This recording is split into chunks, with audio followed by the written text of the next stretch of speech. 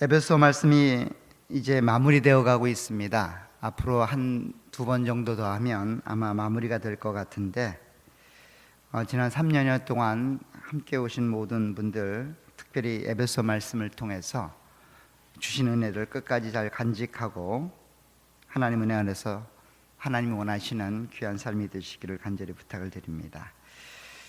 오늘은 하나님의 전신갑주를 취하여 하나님이 맞이하고 계시고 또 하나님 우리에게 부탁하고 계시는 영적 전쟁, 그 전쟁의 현장으로 부름받은 하나님의 사람들이 어떻게 그 전쟁을 완벽하고 확실하게 수행할 수 있을까에 대한 마지막 부분이 될 것 같습니다. 특별히 기도에 관한 이야기를 하고 있습니다. 사실 어떤 이야기의 결말에 되돌아가게 되면 그동안 했던 이야기의 가장 핵심적인 이야기, 가장 중요한 이야기를 다룰 수밖에 없습니다. 서론도 중요하지만 끝이 중요한 것은 그간 했던 이야기의 결론이기 때문입니다. 그리고 오늘 본문은 사실 하나님이 우리 가운데 요구하고 계신 영적 전쟁에 대한 결론뿐만 아니라 어찌 보면 1장부터 전개해왔던 사도 바울의 에베소 교회를 향한 마지막 결론에도 이르게 됩니다. 근데 그 마지막이 기도로 끝나고 있다는 겁니다. 오늘 18절로 20절 말씀을 통해서 함께 보았던 것처럼 사도 바울은 자신이 이야기하고 있는 내용의 결론을 기도로 끝마치고 있습니다.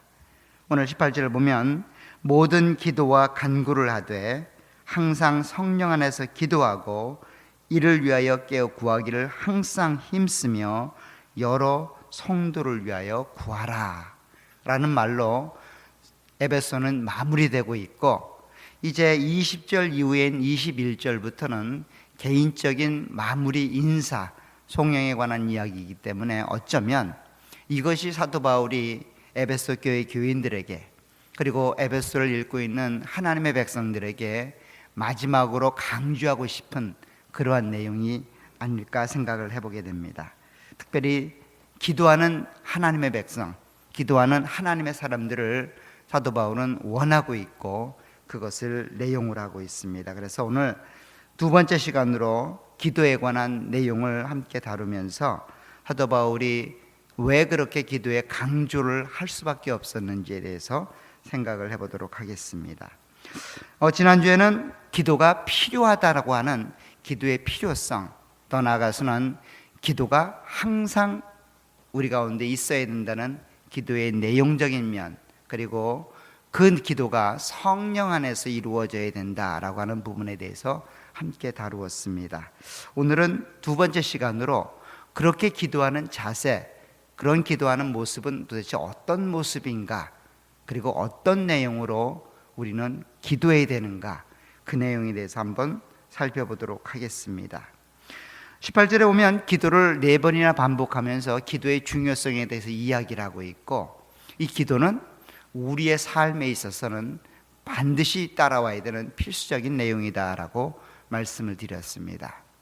더 나아가서는 이 기도라고 하는 것은 단순히 우리의 삶을 윤택하게 하고 우리의 삶에 필요한 그런 내용보다는 영적 전쟁을 감당하기 위해 취한 하나님의 전신갑주가 그 자체로서 힘을 발휘하고 능력을 발휘하기 위해서는 기도가 반드시 있어야 된다는 겁니다. 지난 시간에 살펴 말씀드렸던 것처럼 우리는 전신갑주를 취하면 전쟁에서 이길 줄 압니다. 물론 그럴 수 있습니다. 근데 사도 바울이 말하는 것은 전신갑주를 취해야만 전쟁에서 이길 수 있다, 이런 얘기보다는 그 전신갑주를 취하여 그 전신갑주가 능력을 발휘하려면 하나님의 힘과 능력으로 강건해야 된다라고 먼저 전제하고 있다는 겁니다. 그것이 후반부에서는 기도라는 말로 이야기되고 있다는 겁니다. 결국 하나님의 능력을 덧입고 하나님을 의지하여 하나님이 우리에게 허락하시는 그 영적 전쟁을 감당하려면 기도하지 않고는 불가능하다는 겁니다. 기도해야만 그 영적 전쟁을 감당할 수 있다는 겁니다. 좀 더 분명한 말을 하면 기도해야만 하나님의 전신갑주로 입고 있는 우리가 그 영적 전쟁을 넉넉히 감당할 수 있다는 겁니다. 우리가 가지고 있는 능력, 우리가 가지고 있는 성경적인 내용들, 말씀의 지식, 그 모든 것들이 제대로 힘을 발휘하고 제대로 능력을 발휘하려면 하나님의 도움이 있어야 된다는 겁니다. 하나님을 의지하지 않고는 그 어떤 것도 제대로 능력을 발휘할 수 없다는 겁니다. 여러분들 음식을 해보면 아실 겁니다. 똑같은 레시피에 똑같은 양으로 음식을 만들어도 그 음식 맛이 천양지차죠. 어떤 사람은 많은 사람들에게 참으로 맛있다라는 평을 들을 수 있는 그런 음식을 만들어내기도 하지만 또 어떤 사람은 다시는 만들지 말라라는 말로 평을 받을 수도 있다는 겁니다. 왜 그럴까요?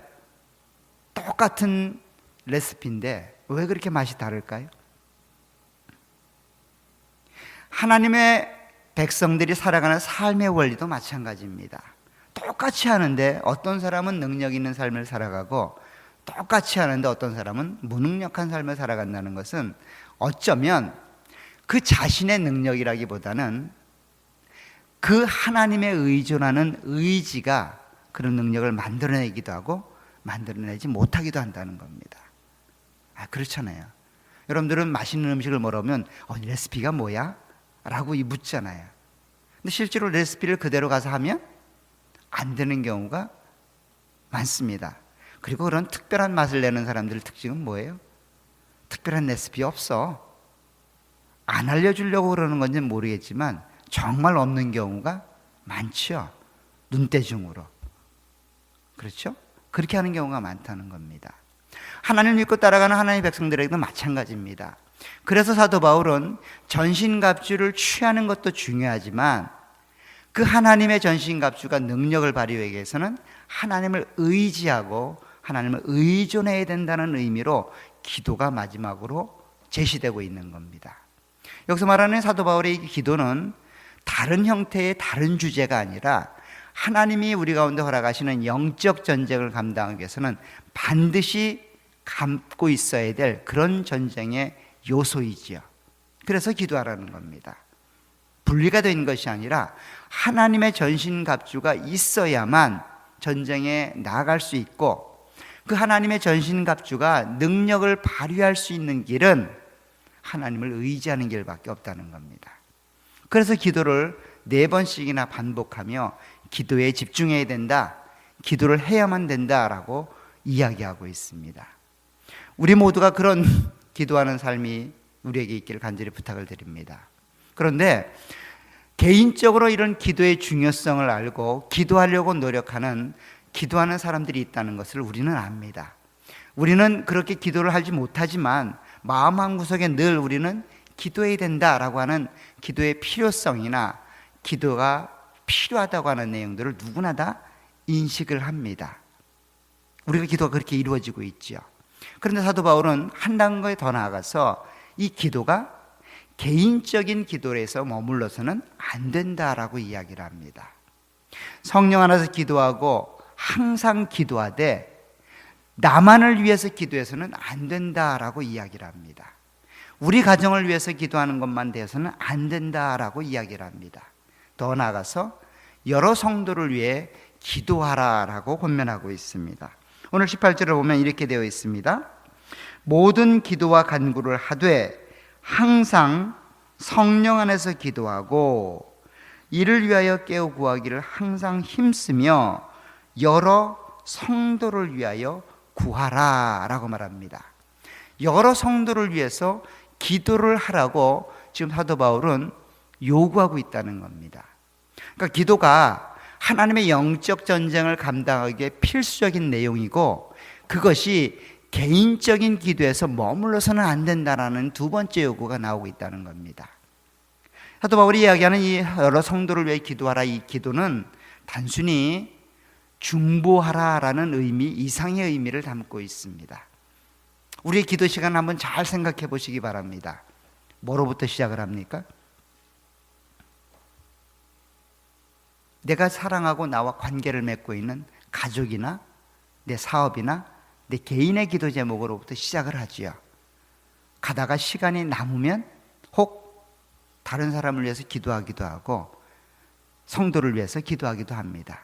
그것이 아마 우리의 기도의 패턴일 겁니다.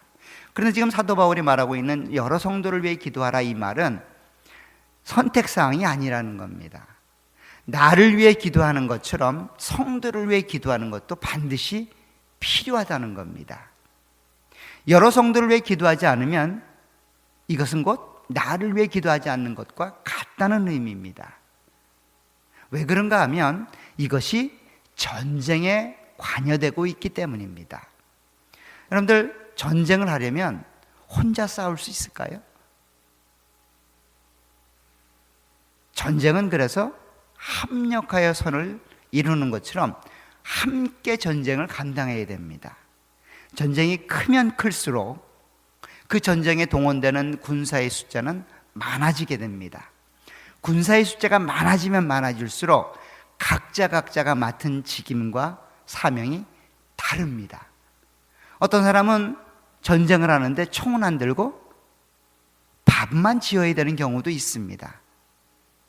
어떤 사람은 전쟁에 투입이 됐는데 총은 안 쓰고 운전만 해야 되는 경우도 있습니다. 어떤 사람은 전쟁에 투입됐는데 총은 안 쓰고 전화기만 붙들고 있어야 되는 사람이 있다는 거예요. 그것이 모두가 다 합력하여 자기 적재적소에서 일을 감당할 때 전쟁이 승리할 수 있다는 겁니다.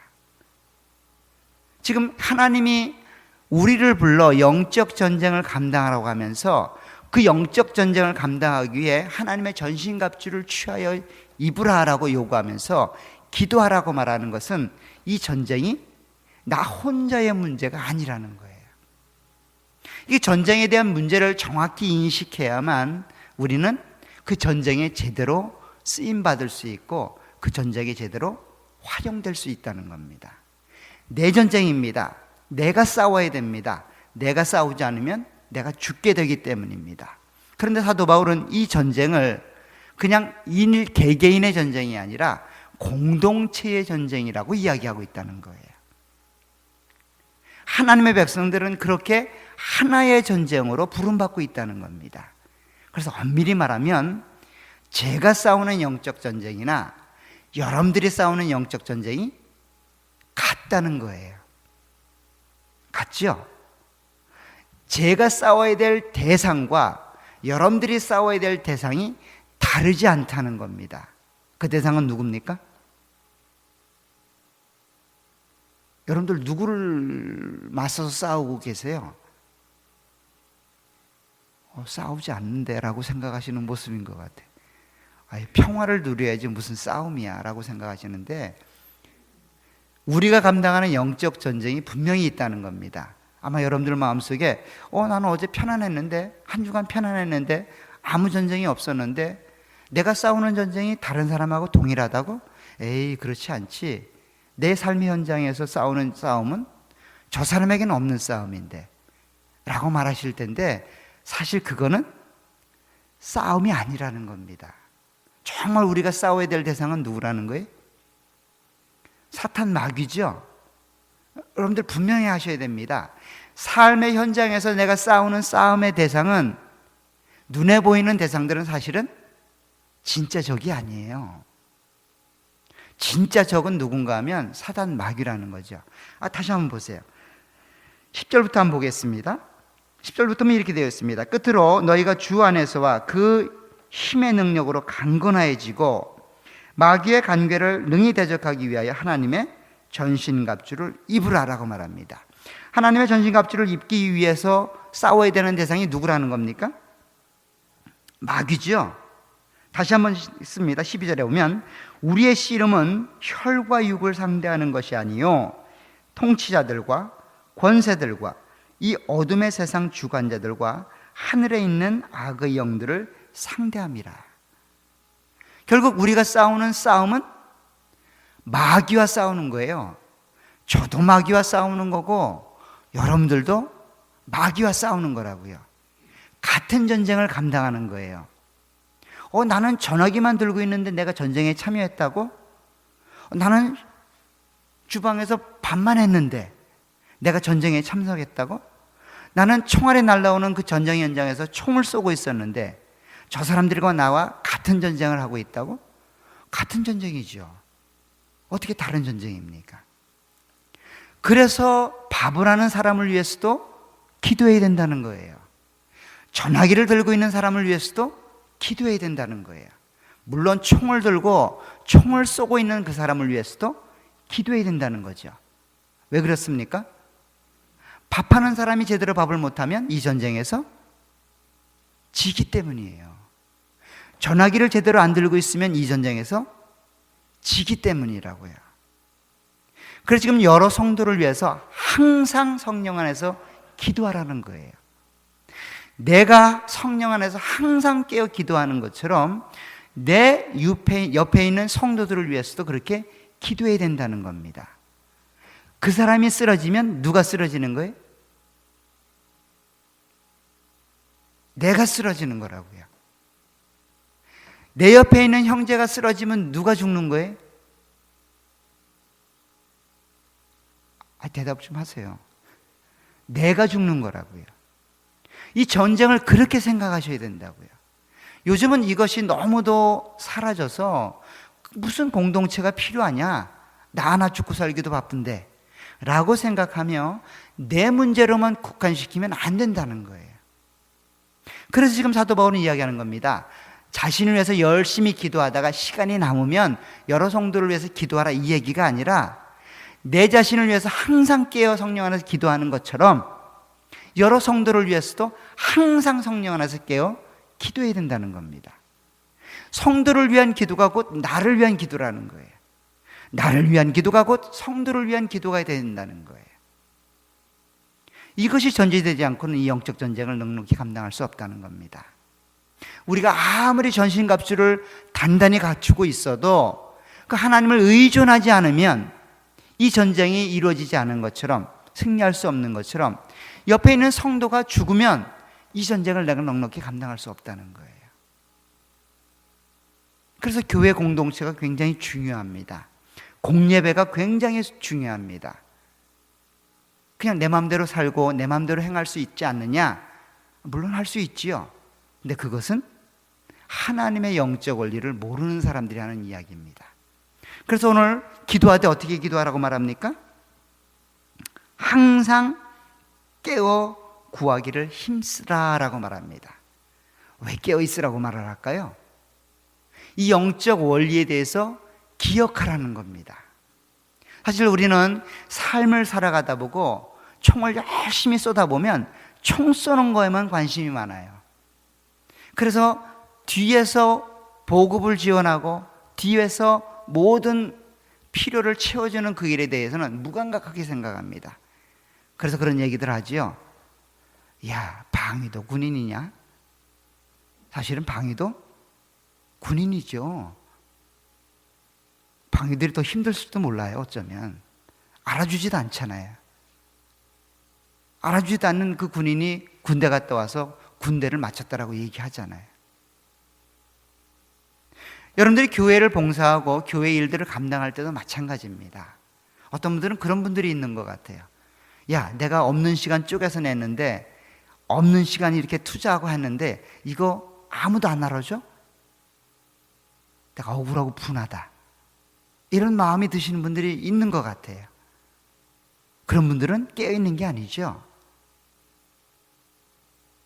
내가 능력이 되니까 그 일을 감당하는 겁니다. 능력이 안 되면 도움을 청하는 거예요.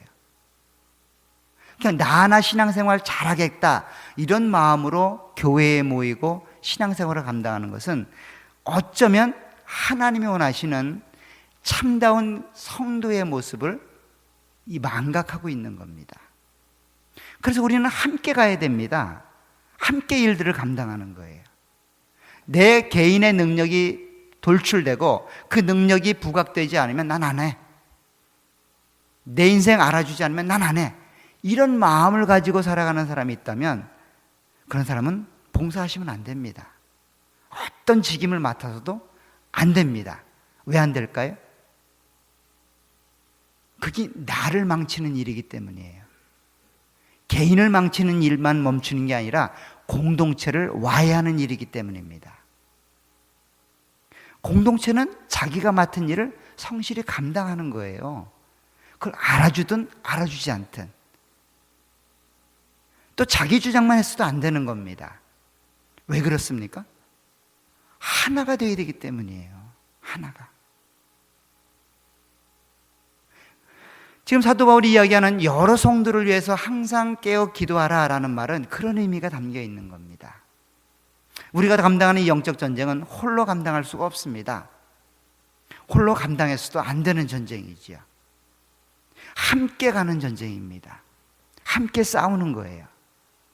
우리가 눈앞에 맞닥뜨리는 현실적인 문제는 사실 아무런 전쟁의 내용이 아닐 수도 있어요. 근데 그거에 자꾸 매몰되게 되면 다른 영역에 있어서 정말 싸워야 되고 정말 맞서야 되는 그 전쟁이 무엇인지를 망각하게 된다는 겁니다. 그런 점에서 이 전쟁은 하나님이 하시는 전쟁이에요. 우리는 단지 군사로 부름을 받을 뿐입니다. 내가 싸우는 전쟁이지만 정말 이 싸움을 싸우시는 분은 누구라는 거예요? 하나님이 마귀와 싸우는 거예요. 그 싸움의 현장에 우리가 군사로 모집될 뿐입니다. 그냥 일개 병사로 부름받을 뿐이에요. 군대를 모집되는 우리들은 내가 원하는 병과를 가질 수가 없습니다. 각자의 필요에 따라 나라에서 병과를 지급하죠. 그렇잖아요. 여러분들 요리를 하게 될 때에도 단체로 요리할 때 누구나 다 소뚜껑을 잡을 수는 없잖아요. 그렇죠? 어떤 사람은 간 보는 사람이 있는가 하면 어떤 사람은 야채만 쓰는 사람이 있다고요. 그런데 왜 나는 야채만 썰어야 될까라고 고민할 필요가 없죠. 열심히 잘 썰어주면 요리가 완성되는 겁니다. 이 전쟁도 마찬가지입니다. 나에게 주어진 하나님이 부르신 부름의 자리가 있어요. 그 자리에서 성실히 그 일을 감당하면 됩니다. 이 일보다는 저 일이 더 멋있게 보이고, 이 일보다는 저 일이 더 아름다워 보이고, 이 일보다는 저 일이 더 다른 사람들에게 주목받을 수 있다라고 생각할 수 있습니다. 근데 그게 목적이 아니랍니다. 마귀를 대적하기 위해서는 그렇게 부름받고 있다는 거예요. 특별히 디모데후서 2장을 한번 가보시기 바랍니다. 디모데후서 2장에 가면 이런 영적 전쟁에 부름받은 사도 바울은 자신을 이렇게 설명합니다. 자, 2장 1절부터 보겠습니다. 디모데후서 2장 1절. 내 아들아, 그러므로 너는 그리스도 예수 안에 있는 은혜 가운데서 강하고 또 내가 많은 증인 앞에서 내게 들은 바를 충성된 사람들에게 부탁하라. 그들이 또 다른 사람들을 가르칠 수 있으리라. 너는 그리스도 예수의 좋은 병사로 나와 함께 고난을 받으라. 병사로 복무하는 자는 자기 생활에 얽매이는 자가 하나도 없나니 이는 병사로 모집한 자를 기쁘게 하려 함이라. 그냥 일반적으로 전쟁, 병사 이런 얘기를 하는 게 아니라 하나님의 나라의 원리를 설명하고 있는 겁니다. 하나님의 나라는 하나님이 친히 싸우시는 전쟁에 우리가 부름받고 있다는 거예요. 그 하나님이 친히 대장 되셔서 전쟁을 진두지휘하실 때 우리는 그 하나님의 쓰임받는 도구로 병사로 부름받고 있다는 거예요. 그러니 우리는 어떻게 살아야 됩니까? 우리를 부르신 자를 위해서 싸워야 된다는 거예요. 우리를 부르신 자의 합당한 자리에서 우리가 싸움을 감당해야 된다는 겁니다. 그리고 그것이 내 개인의 모습으로 끝나는 게 아니라 각자가 부름의 산장에 다르게 부름받고 있다는 거예요. 근데 목적은 하나죠. 영적 전쟁을 위해서 다 부름받고 있다는 거예요. 그러니 나뿐만 아니라 상대방을 위해서도 내 주위에 있는 성도를 위해서도 반드시 기도해야 된다는 겁니다. 다시 말하면 그 사람이 하나님 안에서 부름받은 사명을 깊이 깨닫고 하나님의 의존하는 신앙으로 이 전쟁을 감당할 수 있도록 그렇게 기도해야 된다는 거예요. 내 사랑하는 남편 가족을 위해서도, 아내와 자식을 위해서도, 또 사랑하는 교우들을 위해서도 그렇게 기도해야 된다는 겁니다. 그것이 곧 나를 위한 기도라는 거예요. 그것이 곧 우리를 위한 기도라는 겁니다. 그것이 곧 하나님의 영광을 위한 기도라는 거예요. 지금 사도 바울은 그 얘기를 하고 있는 겁니다. 이런 얘기를 하면서 정말로 성도를 위한 기도가 무엇인지를 사도 바울은 자기 자신을 위해서 기도하라는 내용을 통하여 그 기도의 내용이 어떠해야 되는지를 설명합니다. 오늘 19절을 보면 성도를 위하여 깨끗이 깨어 기도하라고 요구하면서 에베소 6장 19절에 보면 이렇게 말합니다. 또 나를 위하여 구할 것은 내게 말씀을 주사 나로 입을 열어 복음의 비밀을 담대히 알게 하옵소서 할 것이니 라고 말합니다. 근데 잘 보세요. 우리가 우리의 성도들, 형제들, 자매들을 위해서 기도하는 내용과 얼마나 다른지. 지금 사도 바울은 자기 자신을 위해서 중보의 기도, 기도의 요청을 하고 있는데 그 기도의 내용이 어떻습니까? 먼저 첫 번째가 하나님으로부터 말씀이 주어지길 위해 기도해 달라는 겁니다. 무슨 말씀일까요? 이 말씀은 곧 자기가 전해야 될 말씀입니다. 이어지는 말은 이렇게 되어 있습니다. 말씀을 주사 나로 입을 열어 복음의 비밀을 담대히 알게 하옵소서. 그러니까 내가 알고 있는 남들이 알지 못하는 신비한 말씀을 날마다 공급해 주십시오. 이런 게 아니라 내가 전해야 될, 내가 나누어야 될 그 생명의 말씀을 나에게 주십시오라고 기도하고 있는 거예요. 사도 바울의 상황은 이런 편안한 상황이 아닙니다. 지난 시간에도 말씀드렸던 것처럼 사도 바울은 지금 감옥에서 죽음을 맞이하고 있어요. 우리 같으면 어떻게 하겠어요? 성도 여러분, 기도해 주십시오. 이 감옥에서 반드시 나가도록 기도해 주십시오. 하나님의 뜻이 내가 감옥을 박차고 나가는 것을 통해 일어나게 해 주십시오. 그게 하나님의 영광입니다. 금식하며 기도해 주십시오라고 우리는 요구할지 모르겠어요. 사도 바울은 그렇게 요구하지 않습니다.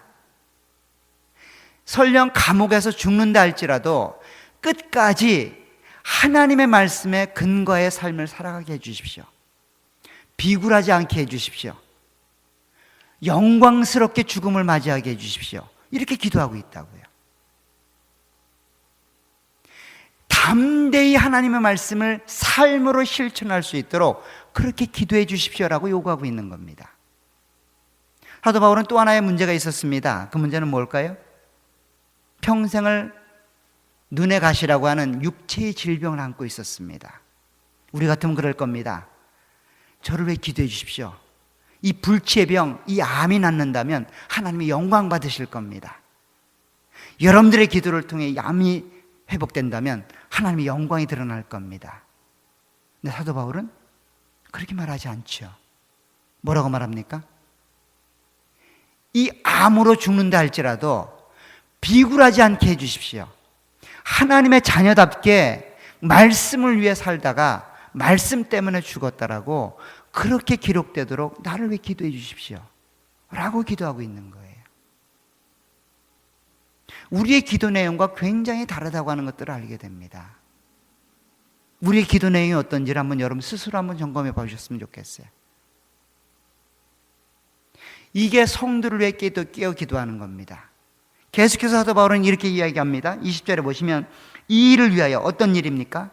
하나님 말씀을 받아서 담대히 하나님 말씀을 증거하고 삶으로 사는 그 일을 위하여 내가 사슬에 매인 사신이 된 것은 나로 이 일에 당연히 할 말을 담대히 하게 하려 하심이라.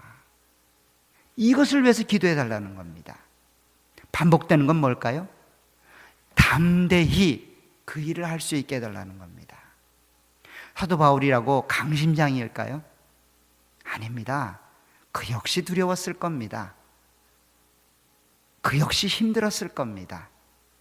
그 역시 그 인생이 고달퍼서 하나님의 도움을 구했을 겁니다. 담대히란 말은 뭐냐면 그 마음 안에 들어오는 두려움, 그 마음 안에 들어오는 걱정, 그 마음 안에 들어오는 마음의 서운함들, 이런 것들을 담대히 이겨나갈 수 있게 해달라는 거예요. 누구 때문에요? 하나님 때문에. 누구 때문에요? 성도들 때문에.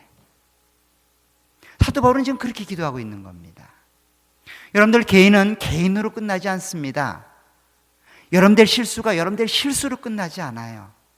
여러분들의 영광이 여러분들 개인의 영광으로 끝나지 않는다고요.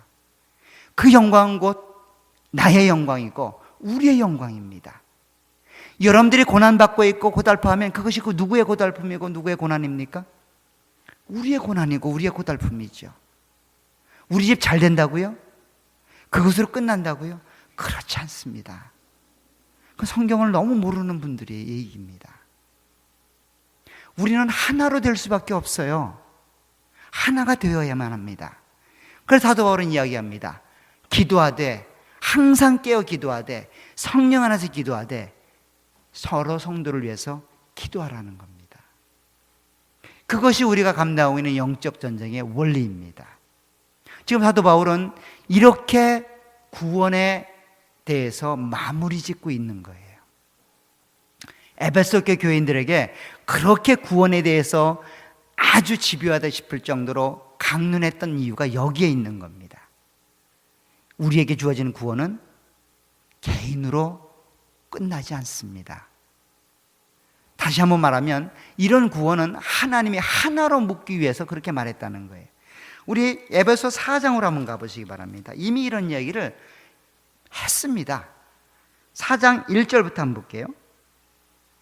사도 바울이 이런 이야기를 합니다. 그러므로 주 안에서 갇힌 내가 너희를 권하노니 너희가 부르심을 받은 일에 합당하게 행하여 모든 겸손과 온유로 하고 오래 참음으로 사랑 가운데서 서로 용납하고 평안에 매는 줄로 성령이 하나 되게 하신 것을 힘써 지키라. 몸이 하나요 성령도 한 분이시니 이와 같이 너희가 부르심의 한 소망 안에서 부르심을 받았느니라. 주도 한 분이시요 믿음도 하나요 세례도 하나요 하나님도 한 분이시니 곧 만유의 아버지시라. 만유 위에 계시고 만유를 통일하시고 만유 가운데 계시도다. 우리 각 사람에게 그리스도의 선물의 분량대로 은혜를 주셨나니 그러므로 이르기를 그가 위로 올라가셨을 때에 사로잡혔던 자들을 사로잡으시고 사람들에게 선물을 주셨다 하였도다. 올라가셨다 하셨은즉 땅 아래 낮은 곳으로 내리셨던 것이 아니면 무엇이냐. 내리셨던 그가 곧 모든 하늘 위에 오르신 자니 이는 만물을 충만하게 하려 하심이라. 그가 어떤 사람은 사도로, 어떤 사람은 선지자로, 어떤 사람은 복음 전하는 자로, 어떤 사람은 목사와 교사로 삼으셨으니 이는 성도를 온전하게 하여 봉사의 일을 하게 하며 그리스도의 몸을 세우려 하심이라. 우리가 다 하나님의 아들을 믿는 것과 아는 일에 하나가 되어 온전한 사람을 이루어 그리스도의 장성한 분량에 충만한 데까지 이르리니 이는 우리가 이제 더 어린아이가 되지 아니하여 사람의 속임수와 간사한 유혹에 빠져 온갖 교훈의 풍조에 밀려 요동하지 않게 하려 함이라. 오직 사랑 안에서 참된 것을 하여 범사에 그에게까지 자랄지니 그는 머리니 곧 그리스도라. 우리를 통하여 하나님이 행하고자 하는 일은 이겁니다. 우리를 교회로 묶어서 여러 가지 직임을 맡게 하는 이유도 이것 때문입니다. 하나님이 창세전부터 여러분들을 선택하여 구원하시기로 그렇게 메시아를 보내어 하나님의 위대한 일을 감당하신 이유도 이것 때문입니다. 그 안에서 우리는 하나로 연결되어지고 하나가 되어 함께 자라가게 될 겁니다. 이 일을 위해서 성도를 위해 기도하라는 겁니다. 이것이 여러분들에게 주어지는 마지막, 어쩌면 사도 바울이 마지막으로 권면하는 요구이고 우리에게 부탁하는 말씀입니다. 사랑하는 여러분, 열심히 기도하시길 부탁드립니다. 자신을 위해서도 기도하지만 성도를 위해서 기도하시길 부탁드립니다. 그러려면 우리가 무엇 때문에 모였는지, 무엇으로 하나님이 목적하고 계신지를 항상 기억하시기를 간절히 부탁을 드립니다. 우리의 싸움은 혈과 육에 대한 것이 아닙니다. 눈에 보이는 어떤 현상적인 문제가 아닐 수 있다는 말입니다. 사단 마귀는 우리와 대적하여 싸웁니다. 우리는 하나님이 싸우시는 싸움의 현장에 부름받은 자들입니다. 그래서 어쩌면 하나님이 정말 싸우는 대상은 누굴까요? 우리 자신이죠. 우리 자신입니다. 평생 나와 싸우는 겁니다. 내가 하나님의 사람으로 완전히 굴복될 때까지 하나님은 우리를 영적 전쟁의 현장으로 부르실 겁니다. 그래서 하나님 한 분만을 의지하도록, 하나님 한 분만을 사랑하도록 그렇게 우리를 훈련시킬 겁니다. 그 싸움의 현장에서 우리는 끊임없이 싸울 겁니다. 총 들고 마귀와 싸우지만 실제로 누구와 싸우는 거예요? 내 자신과 싸우는 걸 겁니다. 그래서 마지막에 결국 주님 만날 때 하나님 한 분밖에 없습니다. 나와 함께 동행해 주시고 나를 하나님의 사람으로 만들어 주셔서 감사합니다라는 고백과 함께 하나님을 만나게 되실 겁니다. 그 싸움의 현장에 끝까지 순종하시고 끝까지 하나님을 의지하시고 끝까지 하나님을 바라보시기를 간절히 축원합니다. 기도하도록 하겠습니다. 하나님 아버지, 주의 은혜와 은총을 감사합니다. 이 영적 전쟁, 사단 마귀와 싸우고 있지만 실제로 그 싸움의 주체가 하나님이심을 우리가 알게 됩니다. 그래서 하나님은 하나님의 힘과 능력으로 강건해지라고 말씀하고 계시고 또 하나님의 전신갑주를 입으라고 말씀하고 있습니다. 더 나아가서 하나님을 의지해야만 이 전쟁에 쓰임받고 이 전쟁을 승리할 수 있다라고 기도를 통해 말씀하시는 것 감사를 드립니다. 하나님, 그렇게 우리가 하나님의 사람으로 변화되길 소원합니다. 하나님 한 분만으로 만족하는 삶이 되어지길 소원합니다. 하나님이 부르신 그 부름의 현장에서 성실히 최선을 다할 수 있도록 은혜로 함께하옵소서. 내 옆에 있는 형제를 위하여 기도하게 도와주시되 특별히 이와 같은 말씀에 깨어있기를 위하여 기도할 수 있는 저희들이 되어지게 도와주시길 원합니다. 담대히 그 삶을 살아갈 수 있도록 하나님은 그들을 권면할 수 있도록 그들을 도울 수 있도록 그렇게 저희들을 사용하여 주시길 원합니다. 하나님의 도움이 필요하고 하나님의 능력이 필요한 자들에게 하나님 은혜를 베푸시고 우리를 사용하여 그 일들을 감당해 주시고 우리 또한 그 하나님의 능력과 힘으로 강건해지는 자들이 될 수 있도록 역사해 주옵소서. 예수님의 이름으로 기도합니다.